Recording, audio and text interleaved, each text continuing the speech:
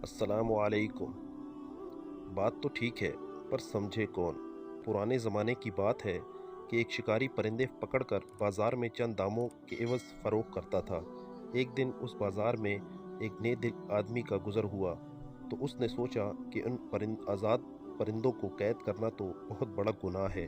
इसलिए उन परिंदों को आज़ाद करने का सोचा और शिकारी ने सारे परिंदे ख़रीद लिए। लेकिन आज़ाद करने से पहले उसने सोचा कि ये शिकारी तो फिर इन परिंदों को पकड़कर कैद कर लेगा। इसलिए वो सब परिंदों को घर ले गया और वहाँ उनको चंद अल्फाज सिखाने शुरू किए कि हम सैर करने बाग नहीं जाएंगे, अगर बाग गए तो शाख पर नहीं बैठेंगे, और अगर शाख पर बैठ भी गए तो जैसे ही शिकारी आएगा हम उड़ जाएंगे।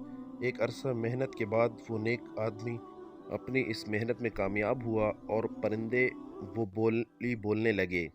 नेक दिल आदमी बहुत खुश हुआ, वो अपने मकसद में कामयाब हुआ और उसने एक एक करके सारे परिंदे आज़ाद कर दिए। अब यूं कि दूसरे दिन सुबह सवेरे जब शिकारी बाग में परिंदे पकड़ने गया, तो क्या देखता है कि परिंदे शाख पर बैठे गुनगुना रहे थे कि हम सैर करने बाग नहीं जाएंगे, और अगर बाग गए तो शाख पर नहीं बैठेंगे, और अगर शाख पर बैठ गए तो जैसे ही शिकारी आएगा हम सब उड़ जाएंगे।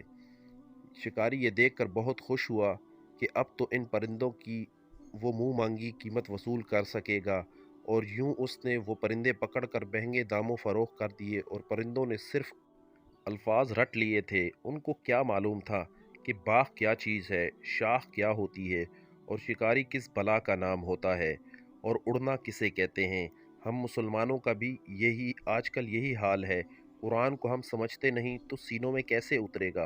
बस रटे रटाए अल्फाज हैं, जैसे हम नमाज में पढ़ते हैं, बरकत के लिए पढ़ते हैं, मुसीबत के आने पर और सफ़र पर जाने से पहले, और रमज़ान के रोज़ों में खालिस सवाब की नीयत से हम इन रटे हुए अल्फाज का विर्द करते हैं।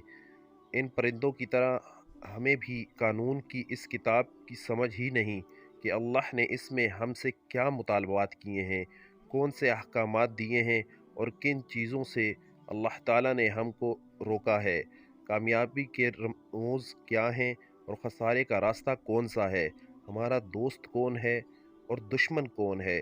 जब ये हाल होगा तो शिकारी बातिल कुव्वतें हमें देखकर खुश भी होगा और हमें अपना ग़ुलाम भी बनाएगा।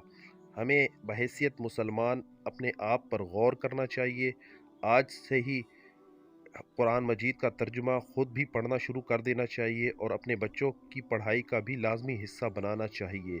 अल्लाह पाक आपको मुझे कुरान पाक पढ़ने और समझने और उस पर अमल करने की तौफीक अता फ़रमाए।